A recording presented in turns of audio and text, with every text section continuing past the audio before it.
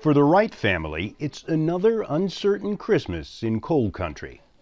Braxton Wright has been on strike from Alabama's Warrior Met coal mine for more than 20 months. We thought it would just be a couple of weeks, maybe a month or two. As greedy as this company was, we never thought that they would let it go as long as it did.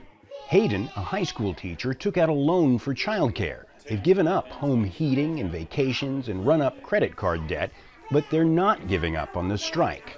Workers are waking up and seeing that they're being taken advantage of. That when you see companies that are breaking record profits are stolen wages. Mining is in their blood. 3 generations for Braxton, 2 for Hayden. With more workers joining unions across the U.S., Hayden says they are at the vanguard of a surging movement. And I think people are starting to see that they deserve better, that they deserve health care, that they deserve to be able to actually have a life, not just survive. This is truly a battle of labor versus capital. Warrior Met's largest owners are Wall Street investment firms like Fidelity, Vanguard, and BlackRock. BlackRock has called for the company to resolve the labor dispute, but the company hasn't taken the advice of one of its largest investors. We asked Warrior Met for comment. They declined. Try to keep everybody as informed as possible. Union workers meet every 2 weeks to lift morale and get updates on the strike. These miners came nearly 3,000 kilometers from Wyoming. And that's a long way to come for support. Yeah, it's worth it though, because, who's to say who's next?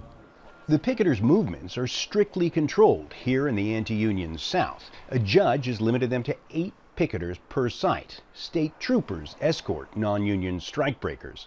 I imagine there will be some hard feelings when the strike. There are some hard feelings, believe me.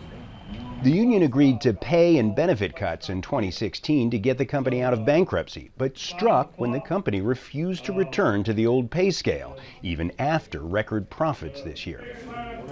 The strikers survive on $800 checks every 2 weeks from the United Mine Workers Strike Fund, on side jobs and stubborn determination. We're going to be here to the end.